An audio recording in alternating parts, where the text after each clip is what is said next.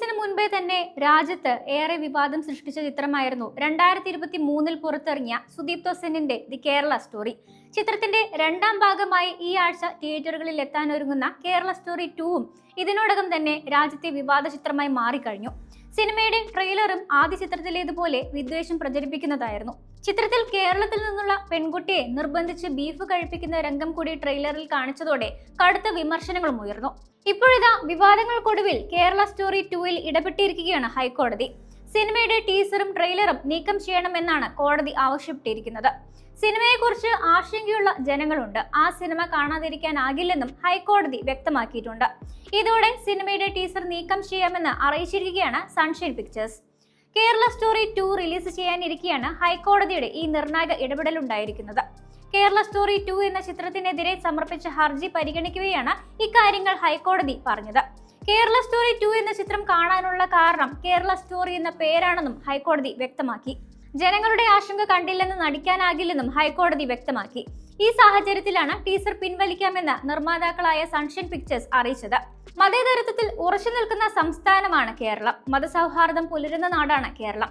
കേരളത്തിൽ എല്ലായിടത്തും ടീസറിൽ കാണുന്നത് പോലെയാണെന്ന് പ്രചരിപ്പിക്കുന്നത് തെറ്റായ സന്ദേശം നൽകുന്ന കാര്യമാണെന്നും ഹൈക്കോടതി പറഞ്ഞു. ട്രൂ സ്റ്റോറി എന്നും പ്രചോദനം ഉൾക്കൊണ്ട് നിർമ്മിച്ചത് എന്നുമൊക്കെ പറയുന്നു.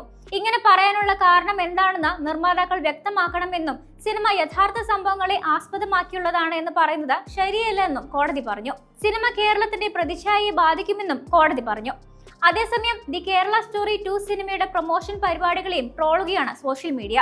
ദി കേരള സ്റ്റോറി 2 എന്ന പേരിൽ സിനിമ നിർമ്മിച്ചിട്ട് സിനിമ ചർച്ചയാക്കുന്ന വിഷയത്തിലെ ഇരകൾ എന്ന പേരിൽ പ്രൊമോഷൻ പരിപാടിയുടെ വേദിയിൽ സിനിമയുടെ അണിയറ പ്രവർത്തകർ അവതരിപ്പിച്ചത് മലയാളികളല്ലാത്തവരെയാണ്.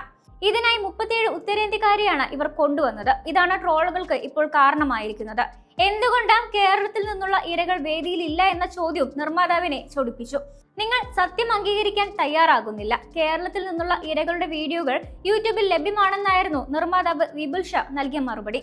അതേസമയം കേരളത്തിൽ നിന്നുള്ള ആരുമില്ലെങ്കിലും സംസ്ഥാനവുമായി ബന്ധപ്പെട്ടതാണ് സിനിമയുടെ പ്രമേയമെന്നായിരുന്നു കേരള സ്റ്റോറി എന്ന് പേരിട്ടതിലെ ന്യായീകരണം. കേരളത്തിൽ തുടങ്ങി രാജ്യം മുഴുവൻ വ്യാപിച്ചതാണ് ലവ് ജിഹാദ് എന്നും ഇതാണ് സിനിമയിൽ അവതരിപ്പിക്കുന്നതെന്നുമാണ് സംവിധായകൻ കാമാഖ്യ നാരായണൻ സിംഗ്, നിർമ്മാതാവ് വിപുൽ അമൃതലാൽ ഷാ എന്നിവർ പറഞ്ഞത്.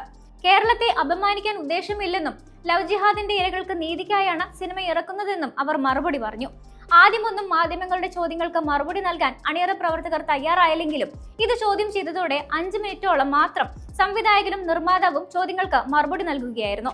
മാത്രമല്ല, ഇരകളായി വേദിയിലെത്തിച്ചവരെ മാധ്യമങ്ങളോട് സംസാരിക്കാനും ഇവർ അനുവദിച്ചില്ല. വീണ്ടും കൂടുതൽ ചോദ്യങ്ങൾ ഉയർന്നതോടെ അണിയറ പ്രവർത്തകർ വേദി വിടുകയായിരുന്നു. ഫെബ്രുവരി 27-നാണ് സിനിമയുടെ റിലീസ് പ്രഖ്യാപിച്ചിരിക്കുന്നത്.